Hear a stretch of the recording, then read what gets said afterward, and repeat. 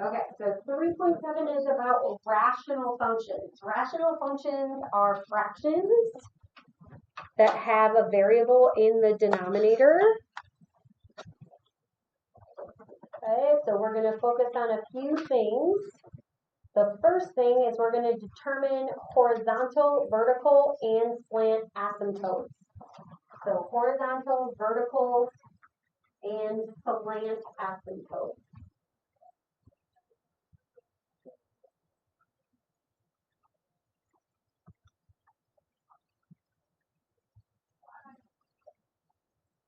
Okay, and then we are going to sketch those graphs, and we are going to find the domain and the range.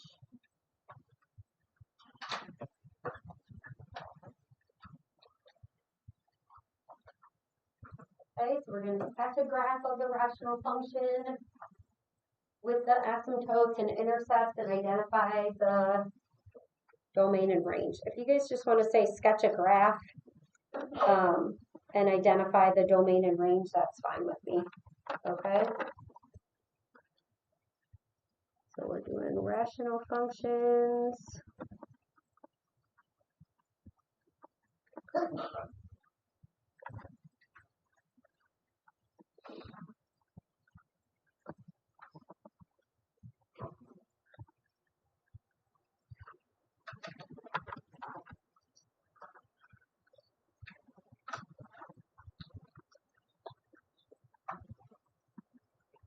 Okay, so we're going to find the asymptotes, the horizontal, vertical, and slant of a rational function. We are also going to sketch the graph.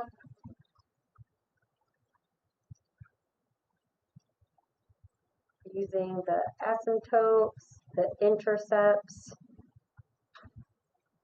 We're going to find the domain and range.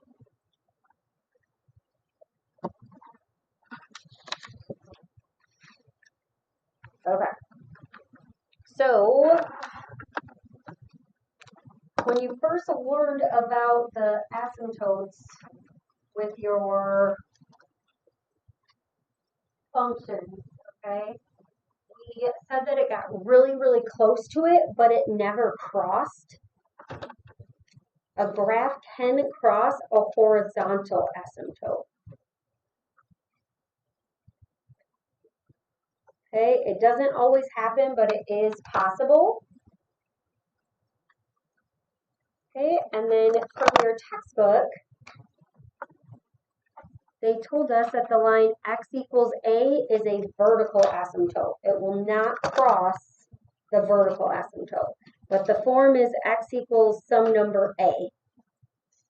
Okay, that would be vertical. And then they give you some examples of what the vertical asymptotes are. And then y equals a value is going to be the horizontal asymptote. Okay, so this is the line your graph approaches as x gets a very large or very small. Okay, so I asked you to think about why it can cross a horizontal but not a vertical. Okay, we're going to come back to that once we talk about how to find the vertical and horizontal. So in general, an asymptote is a straight line. It's either horizontal, vertical, or slanted that the graph comes near. Okay, it gets very, very close to it. Okay, so if it is a vertical, then you are going to have a line that's x equals. Okay, so x equals a, where a is a 0 of the denominator.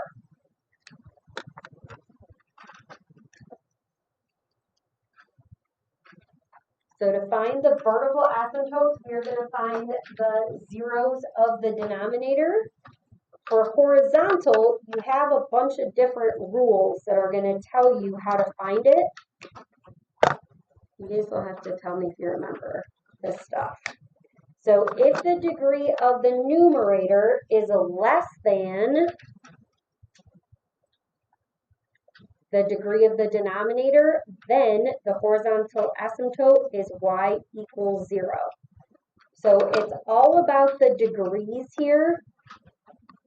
Okay, so it's the degree of the numerator is less than the degree of the denominator. Okay, so to help me remember that, I just do like a shorthand. I say the numerator degree is less than the denominator degree. So something I can look at quickly. And then if the degree of the numerator is equal to the degree of the denominator, they're equal, then you are going to have the line y equals, the horizontal asymptote is the fraction formed by the leading coefficients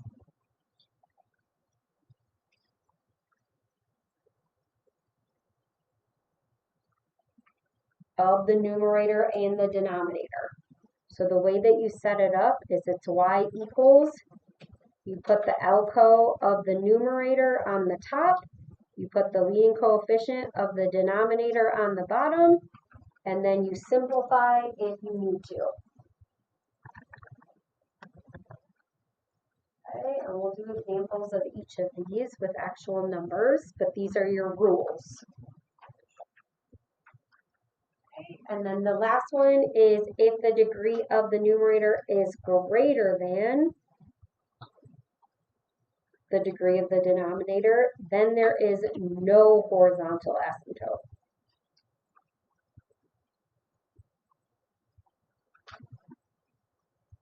Okay, so if the degree of the numerator is greater than the degree of the denominator, there is no horizontal asymptote.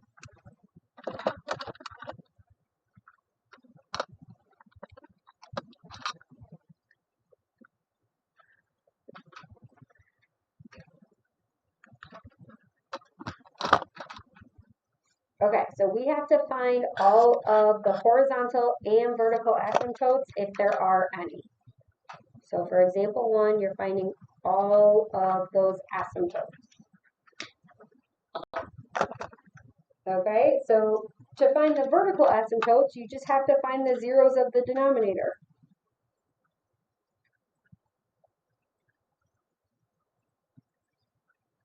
So to do that, you just set the denominator equal to 0 and solve.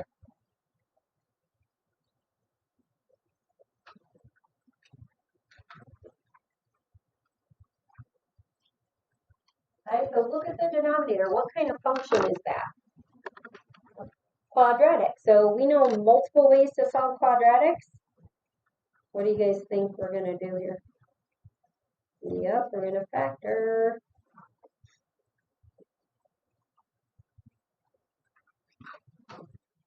Okay, and I mean, you could use the quadratic formula. You could use completing the square, but you're never going to have a asymptote that's irrational. Okay, so you should be able to factor these. Okay, so we're looking for two numbers that multiply to 9 and add to 2.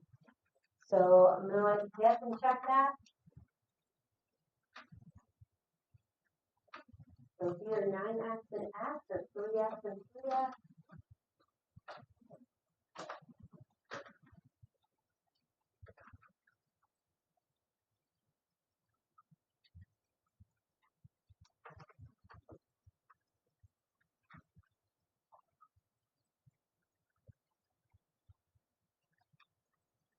So when you're checking, if you start with the 9 and the 2, right, if you had the 9 and the 2 here, the most it would be is negative 11. You know that the signs have to be the same. How do we know that? Yep, positive 2, and then because that's negative, minus and minus. Okay, so one of them is going to be minus 2, one of them is going to be minus 1. And then I like to check with FOIL just to make sure. Negative 6x, negative 3x. That's going to be negative 9x, so I know that I found the right one. And then once you factor, you can set each one equal to 0 to solve. Okay, so if you have 3x minus 2 equals 0, And 3x minus 1 equals 0. We're just going to solve. We can add over the 2. We can divide by 3. For this one, we're going to add over the 1, divide by 3. Okay, so you have two vertical asymptotes. X equals 2/3 and x equals 1/3. Okay, whenever you are writing your asymptotes, remember, they are lines. So you have to write your asymptotes in the form x equals c because they are equations of lines. Okay, and it's x equals c for the vertical. Okay, and then for the horizontal, you're going to write them as your y equals. Okay, so find the horizontal asymptotes using the rules above. Okay, so the degree of the numerator is what?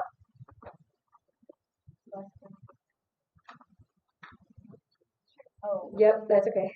Yep, so 2, and then the degree of the denominator is 2, so they are equal. Okay, so if they are equal, we are going to use our second rule. If they're equal, we're going to take the leading coefficient of the numerator and put it over the leading coefficient of the denominator. So the leading coefficient here is 1. The leading coefficient of the denominator is 9, so it's y equals 1/9. So this is the LCO of the numerator.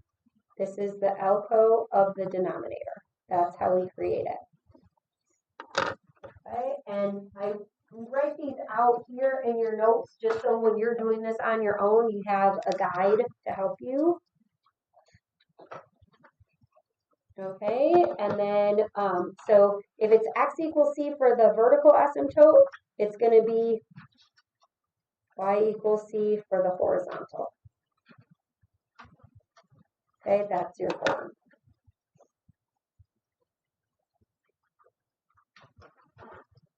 All right, so can you guys do part B for me?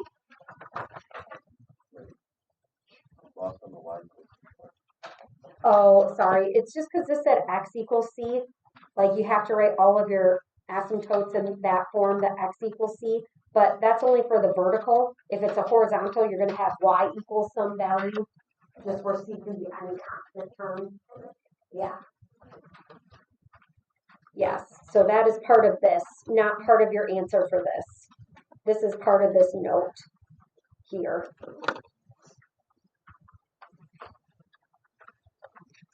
Okay, so then I want you guys to go ahead and do B.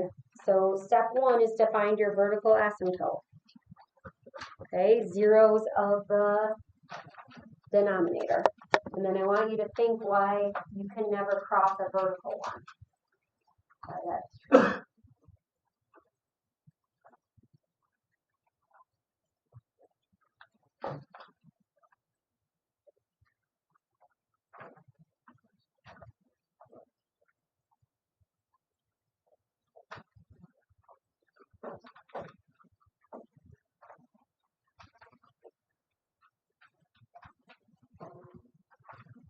Okay, so for the vertical, you're always setting this equal to 0. I want to see this step. I want to see x minus 1 equals 0, and then you can do this. Okay, do you have the x equals, or do you need to put it in there? Do you remember the x equals part? It's only because it's a line, okay? It's not just a value, so we have to have the line there. Okay, and then for the horizontal, you're always comparing the degrees. So the degree of the numerator, what's this degree?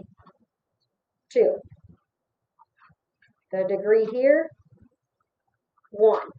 Okay, so the degree of the numerator is greater than the degree of the denominator.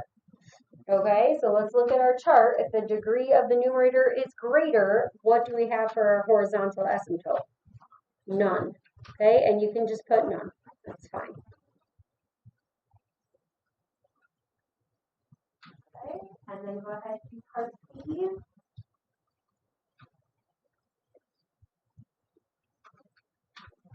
Then I want you to think about why it does that.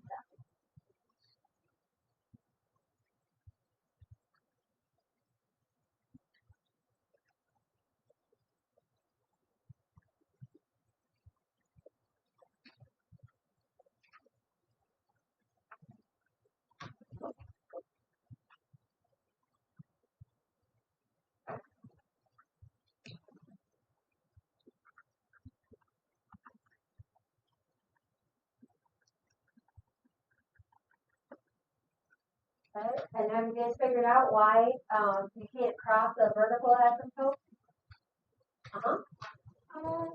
Because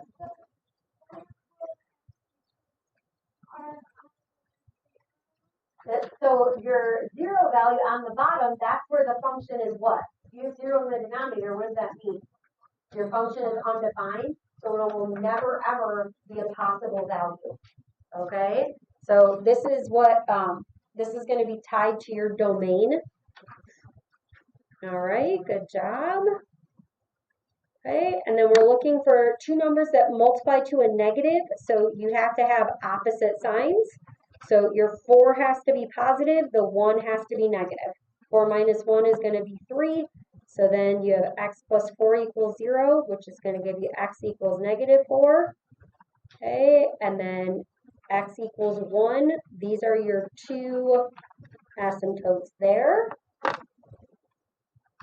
Okay, and then for the horizontal, you compare the degrees. Do you guys know what the degree is of the top, the numerator? 0. Yep, if it's a constant, the degree is 0. So on the bottom, it is 2, which means the numerator degree is less than the denominator. So y is equal to 0.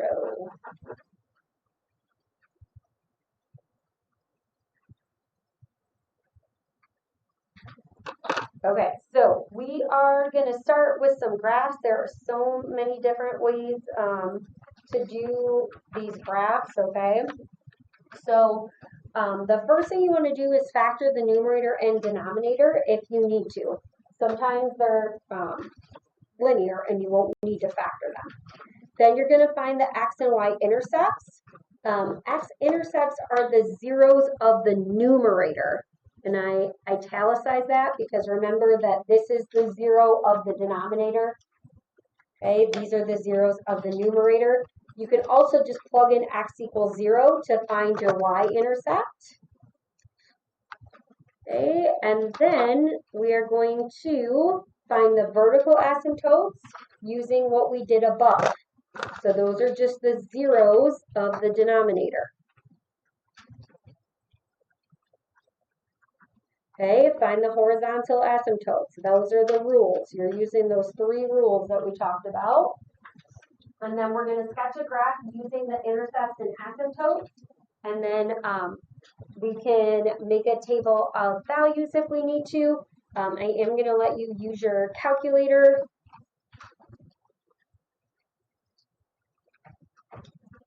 To get your table. Okay, and then we are going to do the domain and range. So the domain defines the possible x values. We're going to write it in set builder notation. Okay, the range is going to be the possible y values. The range is the possible y values, and that is also going to be in set builder notation. Okay, those are going to relate back to asymptotes that we've already talked about. All right, so in your book, these are the directions. Okay, I use the same directions that your book uses just to help you so you aren't confused. So it's going to say find the intercepts and asymptotes, and then sketch a graph of the rational function. That does have to be on graph paper. It's not a rough sketch. Okay, it is going to be a graph of that. And then we're going to state the domain and range in set builder notation. It says you may use a graphing device to confirm. Okay, so we are going to be using our graphing calculator. So we're going to start by factoring if we need to. You can also write this in the form, in standard form, because you have 4 minus 3x. And you might need to use your leading coefficient. And if you want to use the leading coefficient, it does have to be in standard form.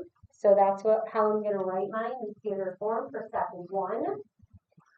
And then in step 2, we are going to find the x and the y intercepts. Okay, so we're going to start with the x-intercept. So whenever you're finding intercepts, you always set the opposite one equal to 0.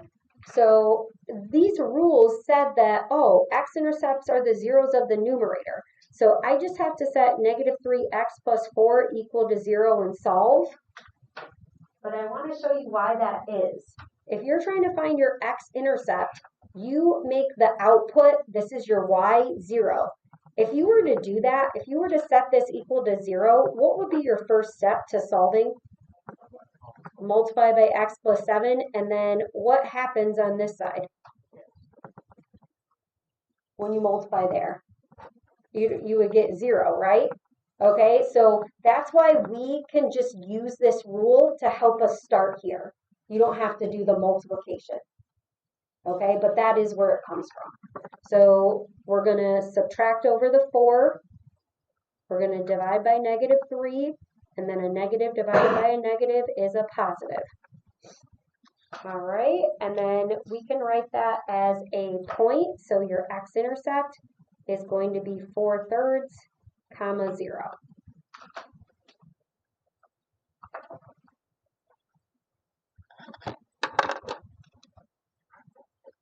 Okay, now we're going to do our y-intercept.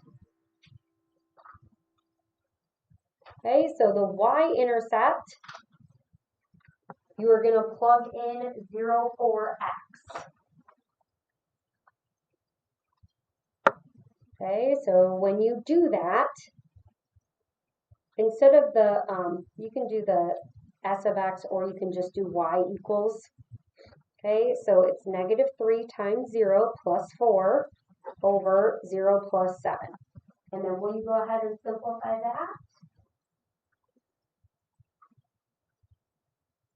Leave it as a fraction. And then will you find your graphing calculator?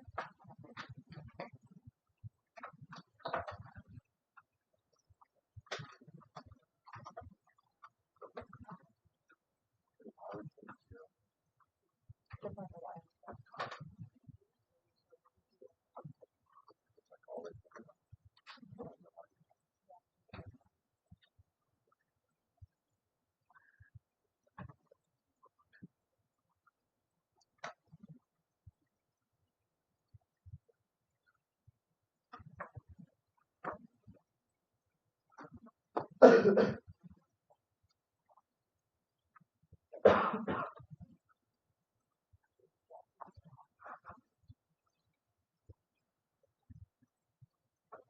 and then once you find that, you guys can find the step 3, your vertical asymptotes. So on the top you got 4, on the bottom you got 7. So then your y-intercept is 0, 4/7.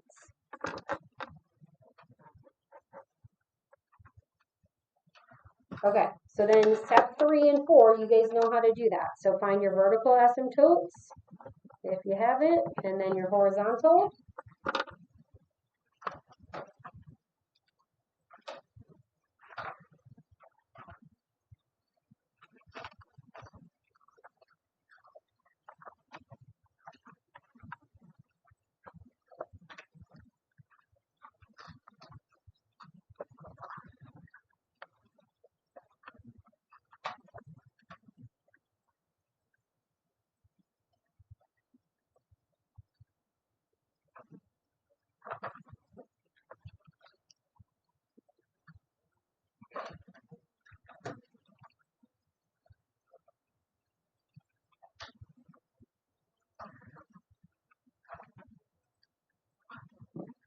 And then I want you to put this in your graphing calculator, okay?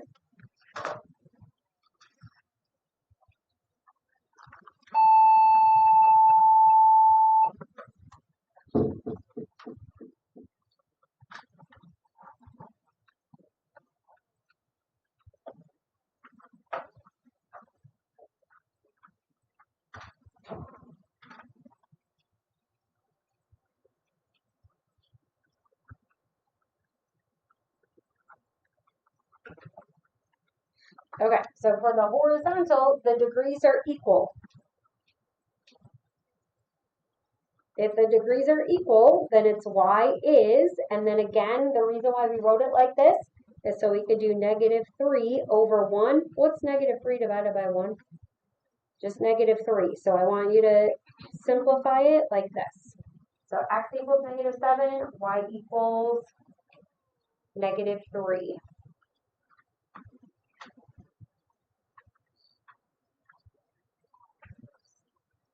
Okay, and then we are going to graph it. So 5 is our next step. Before we label it and talk about the scale, we need to look at these points. Okay, so when you are putting this in your graphing calculator, you have to make sure that you do the parentheses, and you can put it in like how they give it to you, the 4 minus 3x divided by the x plus 7. You have to include that, or else your calculator automatically does the order of operations, and they try to do the division before the subtraction.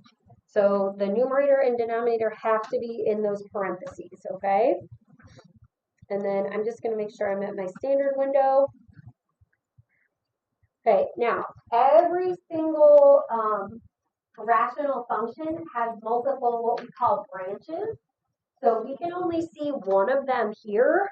We're going to have to, I'll see if zoom out is going to work. Okay, so we're going to have to make sure we graph so that we can see both of those branches. All right, so your table can help you with that. So I'm going to go to second table. Okay, and you already have some points on here.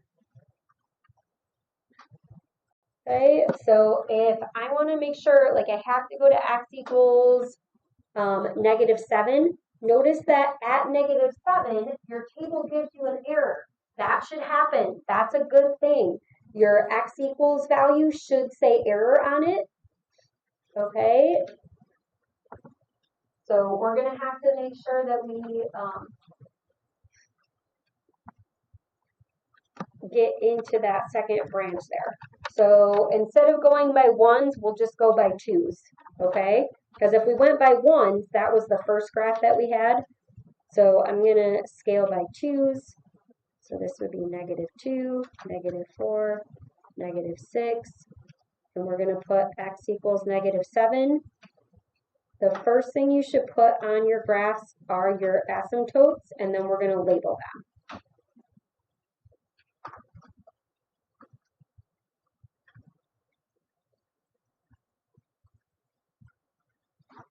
Okay, and then your y equals -3.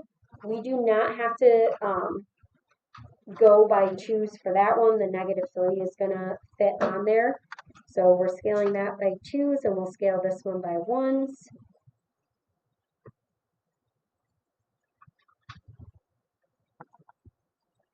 So your branches are always in opposite corners here. So if the first branch is here, this one's going to be across from it. So we are going to be able to graph those. Remember that you have some of these already. So this is 1 1/3. I always do this with pencil. So if you're at 4/3, you're 1 1/3. This is 1, so it's very close to that. You also have 0 4/7. Okay, and 4 is almost half of 7, so it's really close to that halfway mark. And then you can put as many or as little points as you need on there. So remember, this is going by 2. So you have -8, this is -10, -12, 14, -16. Okay, so we already have part of this branch on here.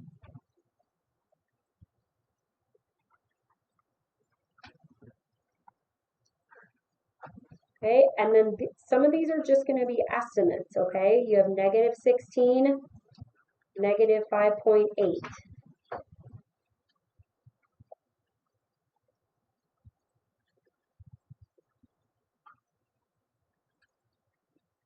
Then we can go to -12, -8. That would be another good one.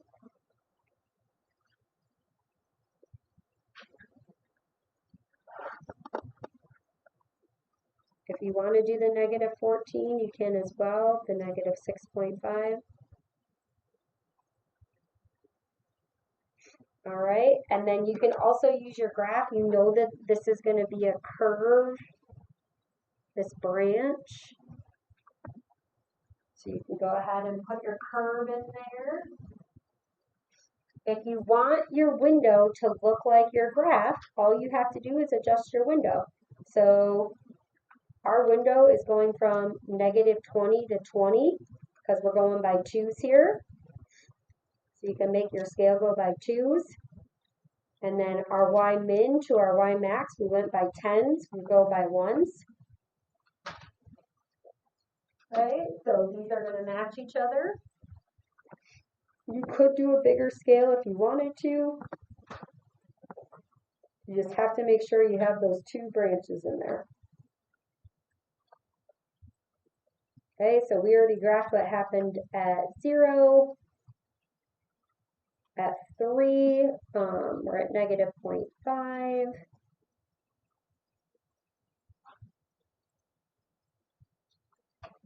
Okay, and then we can just get a little further out.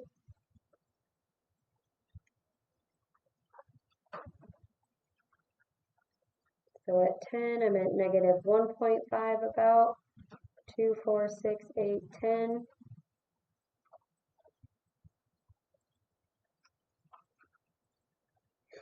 And then you're going to want one just up here to graph that branch. So at -2, I'm at 2.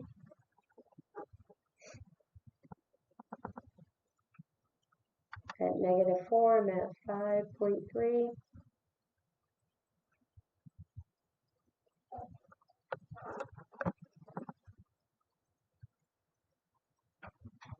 And again, we're just connecting those with a curve here.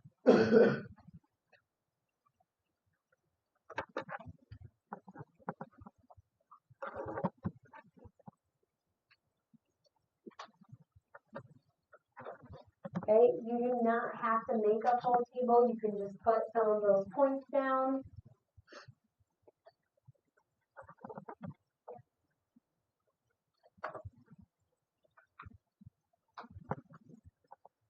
Okay, you just want to get the shape of both of those branches. And then the last thing you're going to do is the domain and the range. Okay, so for your domain in set builder, it's all values of x such that x can equal anything except for that vertical asymptote. So whatever your vertical asymptote is, that is your exclusion. The reason why is because think about how you found it. The denominator can't be 0. So we would set the denominator equal to 0 and solve. But didn't we already do that for the vertical asymptote? Yeah, so we're not going to do all that again. We just know that it can't be the vertical asymptote.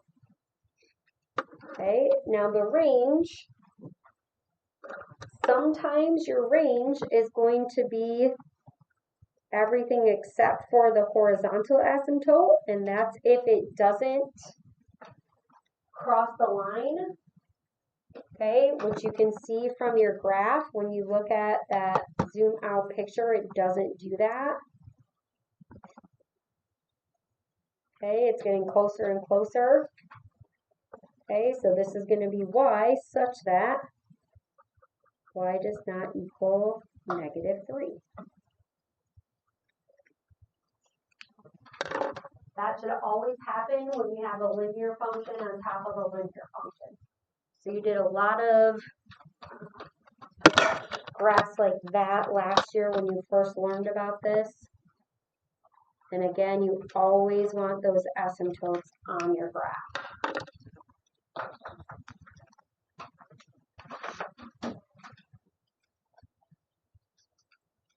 Okay, so let's try part B. So I want you guys to do the first steps, your 1 through, let's do 1 through 4, where you find all of the asymptotes, and then we're going to put those on our graph together, okay?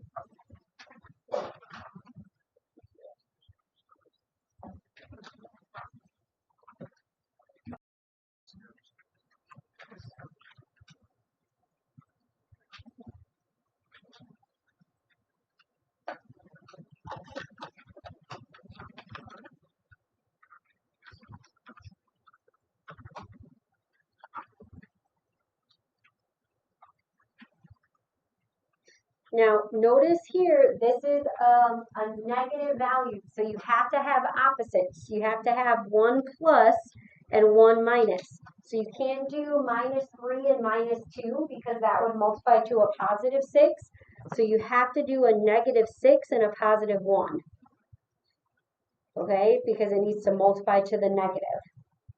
Your x-intercept, if you set the numerator equal to 0, is there any x to solve for? No. So guess what? There is no x-intercept. There's none. Okay, and then your y-intercept, you're going to plug in 0. So this is 6 over -6, which is going to be -1. So your point is 0, -1.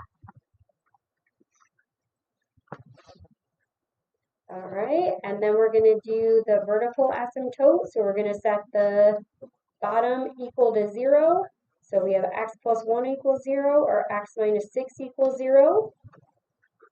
So you have 2 vertical asymptotes here. And then the horizontal, we're comparing the degrees. So the degree of the numerator is less than the degree of the denominator. Okay, which means, what is your horizontal? Y equals 0. Whenever you have one that equals 0, when you're putting this on your graph, you might want to use like a highlighter or a marker so it stands out. Okay, and then the -1, the 6, and the 0, that is going to be enough for us to be able to see the whole graph. Okay, so we have y equals 0.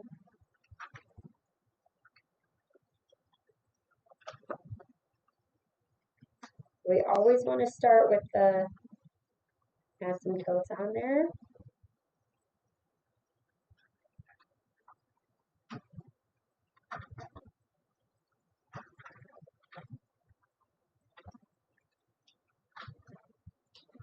Okay, and now we're going to use our graphing device to help us.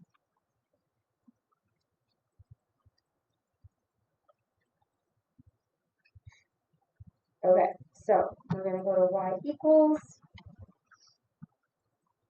We have 6 divided by, if it's just one number, you don't need the parentheses. And then it's just easier to put it in as what they gave you. So the 5x minus 6. And then I always like to do the standard, okay, to make sure that that's going to fit on my window, and it does. Okay, so you already have the point 0, -1, so you can include that.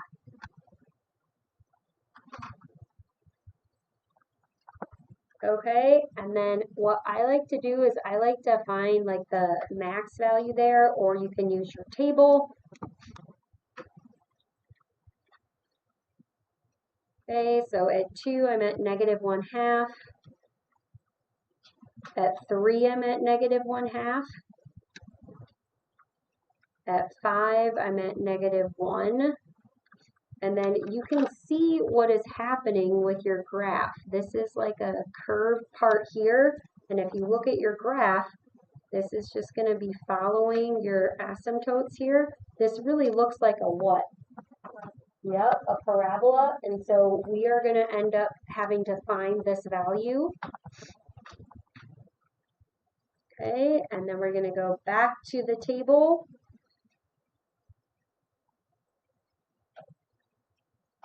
Okay, so at -2, I'm at 0.75. Okay, at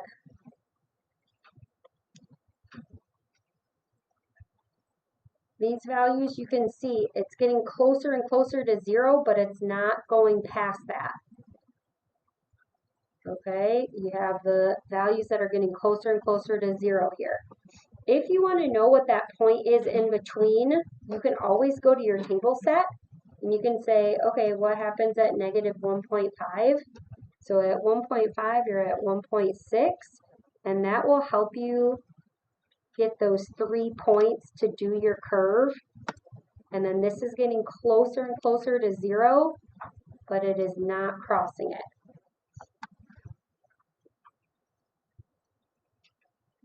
You can also go to your graph, and if you trace, this will jump over, you can look and you can see, okay, to see if it goes below it, because you might not be sure here. Okay, and it just keeps getting closer and closer, but it's not going below it. You can also try on your table set. You could do a really big number to see if it does it. And look, it's using scientific notation. So it's still really, really close to 0. And then I want to see what happens. Oops, sorry. I want to see what happens at 6. So I'm going to start there. Okay, so at 7, I'm at 0.75. And then again, I start to see these points where I'm getting closer and closer to 0. So I might want to see what happens in between at 6.5. And I'm at 1.6. So again, that's going to give me this part of my graph. It's going to get closer and closer to 0 there. Okay, so for your domain is always going to exclude your vertical asymptotes. So it's x such that x cannot be -1. Okay, and you can either put like a comma, or you can say or x cannot be 6. Either one of those are fine.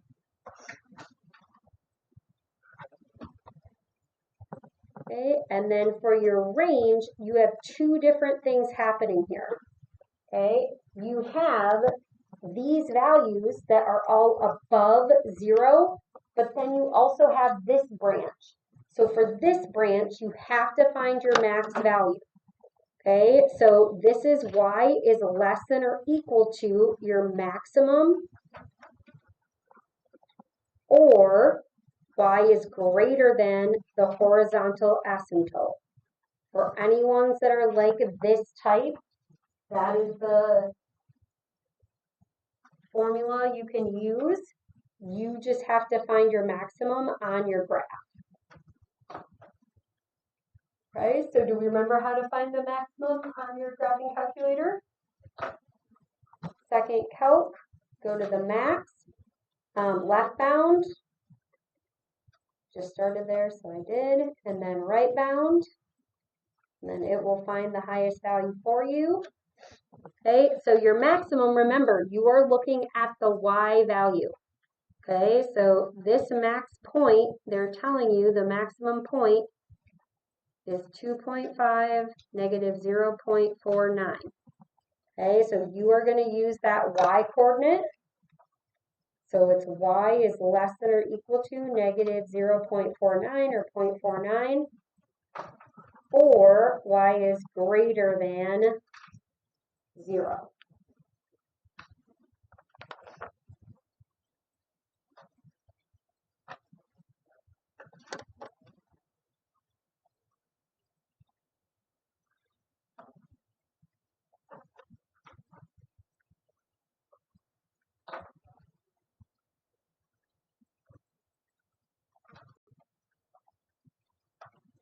Okay, so for your assignment, I'm just going to recommend that you do the first part of this